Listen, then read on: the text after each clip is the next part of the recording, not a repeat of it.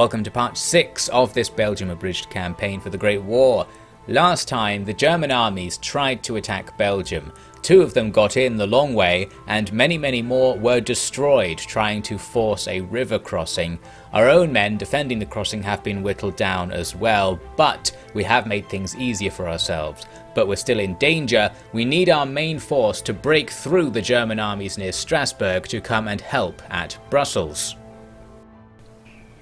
We're going to be doing the usual defensive posture in an offensive battle thing because the enemy is happy to attack us. I noticed while the enemy was moving over that some of their men were being killed by more artillery than was explained by my own fire, and I noticed that the enemy's field guns are shooting into the back of their own men. Very good. The field guns are kind of terrible. They can only shoot in straight lines, so the fact there's a hill between us and the enemy means they will just happily shoot the hill and their own men, Dark Artillery Lord style. As for my troops, part of the line was garrisoned in a wall. I thought this was a really good idea because when your troops are garrisoned in a wall, they bother to duck down, they use the cover, so they take dramatically reduced casualties from ranged fire. However, it also has certain downsides that I didn't realise at this time. The battle is just going to be me sitting behind cover and trying to shoot at the enemy. We're going to be vastly outnumbered with 3 armies to get through, so we don't want to move out of cover, we want to use all the advantages we can. Here we saw some cav actually frontally charge my line and make it, routing at the last second, and then in comes some infantry doing the same thing successfully, and we're starting to see the downsides to garrisoning in walls. I think only the front rank is able to fight if you're in a wall, whereas with a trench, all of your ranks will fire at once. So your offensive power is dramatically reduced while your defences are increased, and that means you're vulnerable to being melee charged, and because the AI is insane and likes to melee charge the centre of your line, it's actually paying off for them. They made it, and looks like they might actually defeat us. In this case we can react to it though. We've got so many troops who are free, we can just form a little cone in the centre of our line and then shoot those units down from a distance, and that works out pretty well. So we rout those units and now we'll go back to our original position. I still didn't realise, by the way, while playing that my men weren't firing because I don't pay very close attention, obviously. So I figured it was still a good idea to keep them in cover, even though I don't think it actually is. We're still suffering from the wrangle problems. Our men are trying to get out of cover whenever they can. On the left flank, I'd positioned my machine guns. You can see I vaguely got this crescent formation because I wasn't sure what direction the enemy's reinforcements might be coming from and figured they could be on our flanks, but our machine guns were kind of wasted defending the left flank there.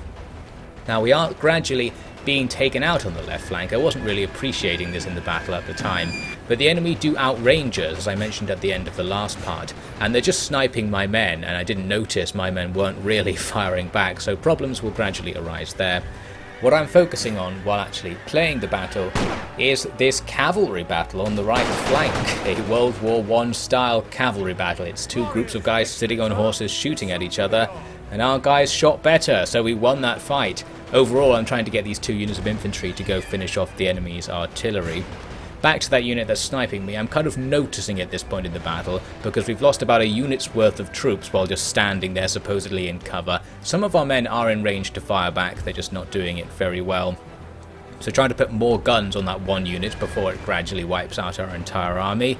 Meanwhile, we do need to keep microing on the right. There are various infantry and cavalry units marauding around here, so we're not totally free to leave our men to take out the guns. But overall, things are going okay.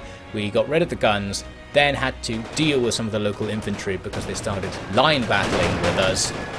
We've got more men around here, and as usual the enemy are kind of wandering around, not firing all the time, so it's going to be okay in this case. But there are some cav coming up on our right, and they're in an okay position actually, in the forest and behind a couple of lines of trenches. That's good cover. We need to run away, and this unit in particular is almost dead, so they probably need to get out the fight in case they rout. We'll bring in our own cav to deal with the enemy cav, and as the enemy's nearby line infantry run away, our line infantry will turn to fire at those cav. We're actually on a slight hill, so the fact that they're behind trenches doesn't really cover them from shots. I think we're shooting just over the trenches, and the trees don't do all that much, so we are able to take out those cav, and then all of those guys will come back to our line. I was a bit confused at this point in the battle because we've killed maybe 1.5 armies worth of stuff, but I was expecting about 2.5, 3, and I just couldn't see where the rest of them were. And actually it's explained by this here. I've seen this glitch before in Empire Total War. Here it is for the first time in Napoleon. Units can get stuck while trying to come onto the field. And because the AI can only bring in one unit at a time, if one unit gets stuck on the edge of the map, the rest of the units can't enter the battlefield. So we're actually not going to be facing all of the enemy's armies. That sounds good, you might think, but actually this glitch becomes the definitive moment of this campaign. It's going to affect everything we do from now on, and it's going to cause us to experience many more glitches, both in this battle and in all of the random battles that will occur because of the eventual result of this fight. Anyway, getting back to business, we do eventually finish off the unit that's outranging us. Imagine if all of them bothered to stay back and outrange us, that could have been trouble. That one unit easily took out a couple of our units during the fight. As for the situation, there's not much we can do right now. We're on a timer, we have to defeat the enemy, but because this unit's stuck and blocking the enemy from coming onto the field, we simply can't do that. The only hope was to dislodge them. I remember when I encountered this glitch in Empire, I somehow dislodged the enemy by just kind of walking into them a lot towards the edge of the map. It can be done sometimes. In this case though, the machine guns have this force field around them. Our men won't go close to them, so we can't take out these guys and perhaps draw the other crew over to this position or anything like that. They actually slowly back away from our cav and go back off the map, making it even harder for us to potentially solve this. Now that I'm reaching for the howitzers, because they can attack ground and can shoot off the map, so we can still attack them just with these units. On the way over there though, we do encounter some trouble. I was just sitting here waiting for our men to gradually get close so we'd have more accuracy, but one of the howitzer units was suddenly destroyed and routed, and I was like, well, what is it this time? And what actually happened was they encountered the enemy's trenches. At first I thought, could it be the trenches, and I saw my men going back across the trench here without exploding or anything, so I thought maybe that's okay. But it's just going the other way. When you go up the slanted surface and then down off the drop, it destroys any towed weapons. That means we just lost 3 of our guns. That's not very useful, is it? So we'll have to keep going with the guns we do have since we have no choice. And I started moving over the field guns as well to help out later on, although they're not going to arrive anytime soon. Once we get close, we can start firing at these enemies. We can't actually get that close because howitzers have a pretty long minimum range, so we have to find the sweet spot to fire at the enemy.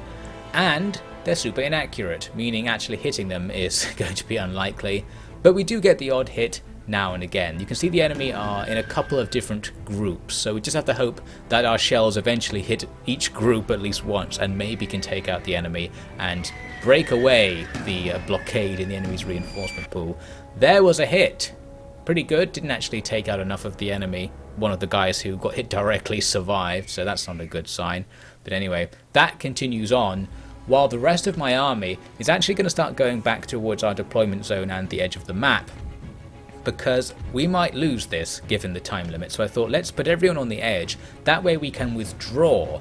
This avoids the possibility of the game just auto-resolving the rest of your guys and saying that they died because you technically lost. I don't know what the rules are about that, but things like that can happen in Total War, so it's worth just leaving to get out of the auto-resolve. Back where we're attacking the enemy, 2 machine gun bunker corpses grow out of the ground. At first I thought this was some kind of glitch caused by the machine guns breaking or being destroyed, but after seeing the footage we didn't actually hit the guns to cause that to happen, they just appeared, so I'm not sure what's going on there. The guns were destroyed though, so I guess they just spontaneously destroyed themselves.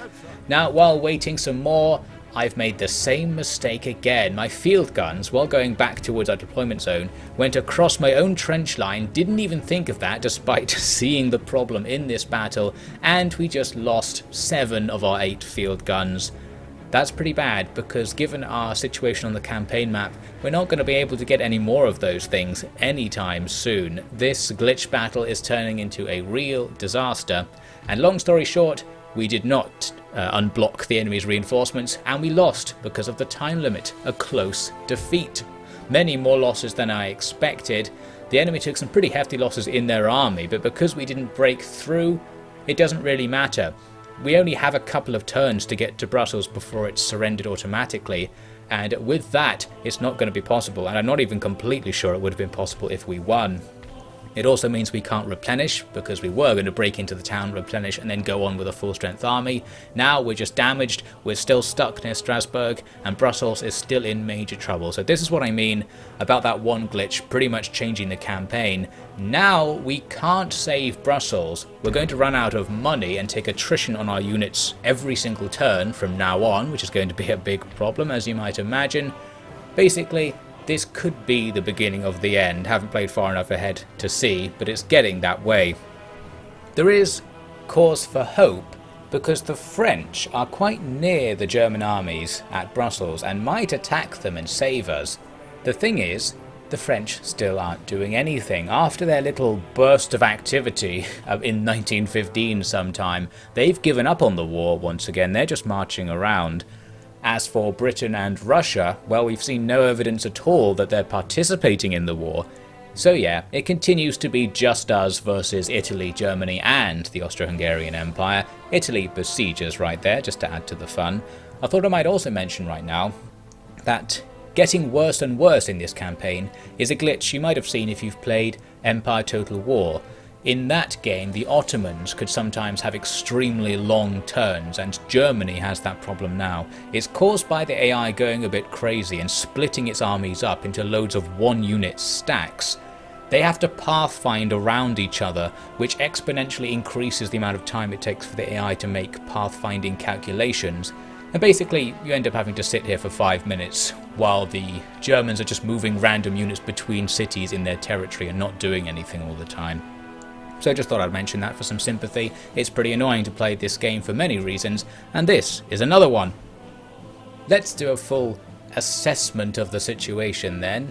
We've got a couple of armies near Strasbourg. We've got the survivors of the guys who tried to cross into Brussels currently going the long way through France. Got a couple more armies queued up to come into Brussels from the east, and their zone of control means we can't defend the crossing point anymore. And there are two armies at Brussels, one besieging it and one sitting in the ports. And all we've got is tons of citizen militia who won't be able to do anything effectively in battle. So, what do we do from this situation? Well, we have to abandon Brussels for a start. It's not going to be possible for us to save it. We need to focus on Strasbourg. My first move was to reduce the size of the army. I'm attempting to reduce our expenditure so we can avoid bankruptcy and not take attrition all the time.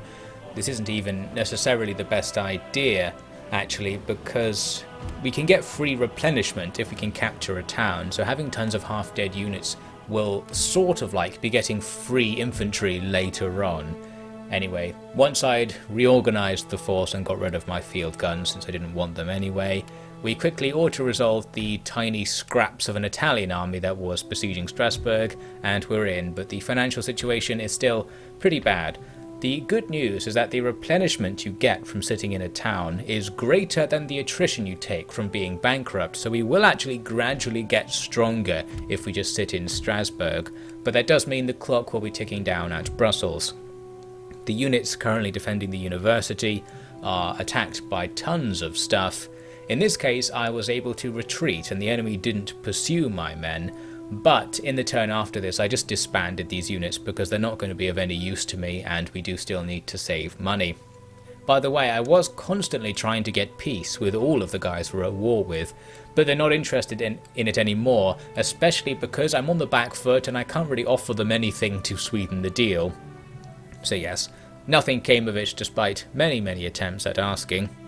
And here we are sometime later, when Brussels is finally taken. A huge pile of German armies covers our territory. This is not the sort of thing we Belgians like to see. Not much we can do about that, obviously, and only the French can save us, but they don't want to, so that's just going to be the end of that. The Germans now have our land, but Belgium still technically exists, and we now make a tiny bit of money, so no more attrition from bankruptcy. That's nice. Alsace-Lorraine will be the new Belgium, although we're going to gradually tank the economy because I'm taxing the locals too much, meaning we're going to make less and less money over time and won't remain solvent for long. But with the situation being as it is, there's not that much we can do, because if we leave to attack somewhere, then Strasbourg could just be lost while our men are away and we'll lose the campaign. We need another territory to be able to reliably go on any offensives. So I started going around all of my allies and saying, maybe you'll give me one of your worst territories. Couldn't really offer much in return again, and unfortunately we already know the Entente don't care either about the war or about Belgium specifically, despite us being the heroes of this war. So nothing at all came of all that diplomacy. I sent my reconnaissance plane to go and look at Germany. My first desire was to see how much money they were making on their towns, and the answer is absolutely loads, and that explains how they have so much stuff.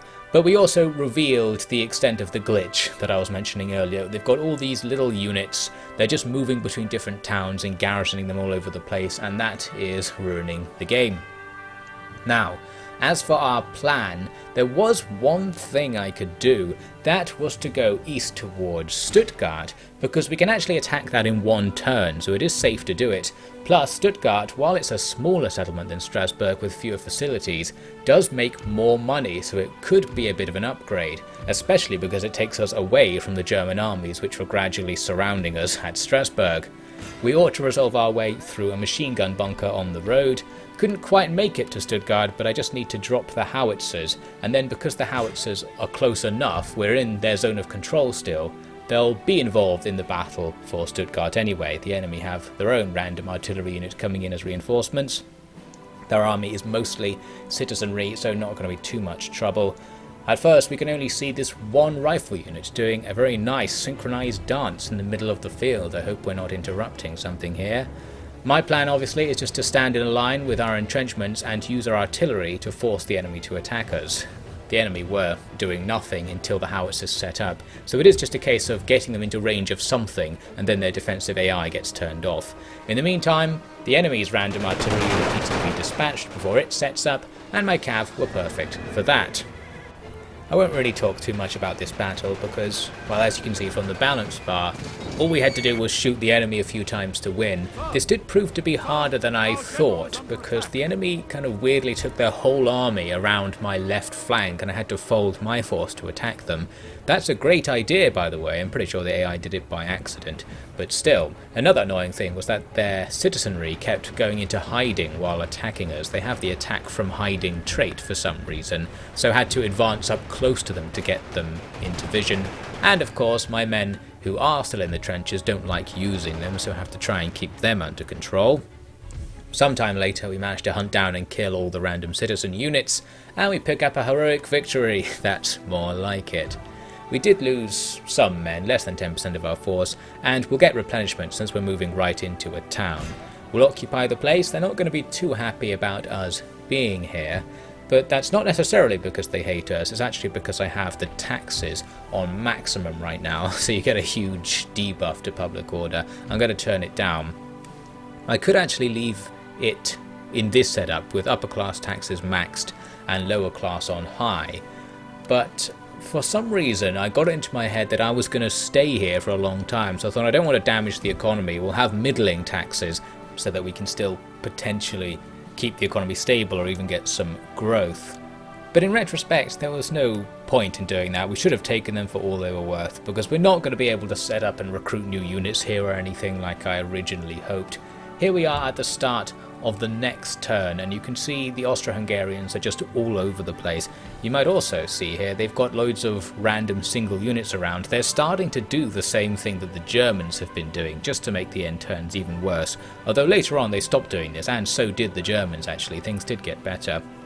So Stuttgart is going to be a no-go. We can't stay there, we'll just get swarmed, and you can see what I'm looking for here. I'm looking at the south side of the map because I happen to know from my old Tinny of Truth series that the south side of the map is overpowered in Napoleon Total War. You can get infinite money from the trade nodes, and the towns are nice and spread out. It's easy to defend things in general. Plus, going that direction means we fight the Italians, who have the worst units of the powers, I think, anyway, and probably have the fewest units.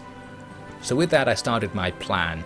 First I'm looking to see where the roads are, and they're not where we need to go.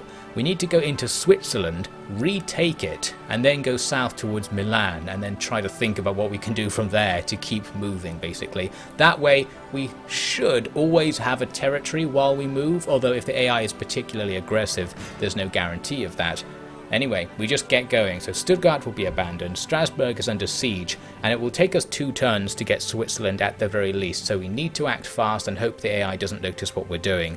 We start off with this battle against loads of random single units to make our way forwards, but this fight has so much embarrassing stuff in it I can't bear to talk about it, and we'll have to look at that next time.